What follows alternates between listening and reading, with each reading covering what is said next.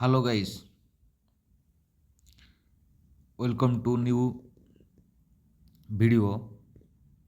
The probable question Microeconomics 1 Core 5s plus 3 Semester 3 the Economics Honors Students. आज आमे किछि प्रोबाइल question discussion करिवा part 2 part 3 आ part 4 तो part 2 रे आमको 2 मार्किया क्वेश्चन रहिबो 9टी क्वेश्चन से 9टी क्वेश्चन को आमे अटेंड करिवा एथि मु 13टी क्वेश्चन तम मानको दिया जाइछि ता भितर first question is demand curve downward sloping किमिति डिमांड कर्व डाउनवर्ड स्लोपिंग होछि second curve what is Pareto efficiency then the next MRS आमे लक्ष्य करथिबा पिले जे ग्रिफिन पैराडॉक्स बा किए जिफेन पैराडॉक्स कहूची सेटा निहाती देखिबो what is Engel curve isoquant defined isoquant the income elasticity demand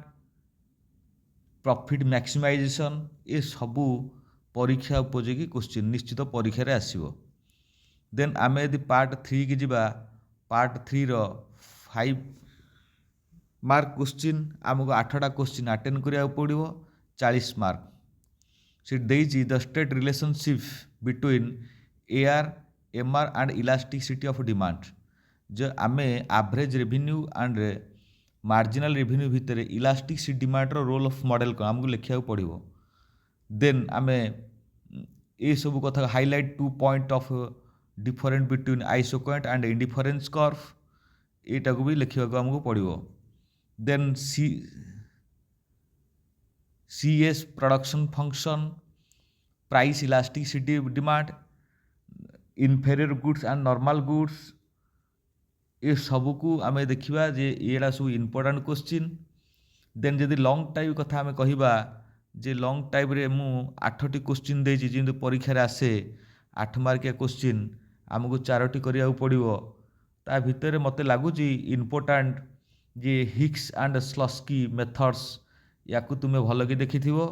J Cobb Douglas production function law of variable proportion आउ profit maximisation then last question टा होची जे जो कंज्यूमर ऑफ्टन यूटिलिटी मैक्सिमाइजेशन रे आमे कज दबा टू गुड्स ये जो यदि तुम्हें यही 4टी क्वेश्चन तुम भल भाव में प्रिपेयर हो जो मु भावुची तुमर निश्चित तुम्हें अटेंड करि परिबो 50 to 60 क्वेश्चन निश्चित अटेंड करि परिबो आराम से तो बैक लगिवार चांस रहबन देख तुम्हें ये सब वीडियो को देखु थाओ बा अटेंड कर निश्चित तुमको ये सहायता हम आउ तुम चैनल सहित जोड़ी होगी रुह थैंक यू।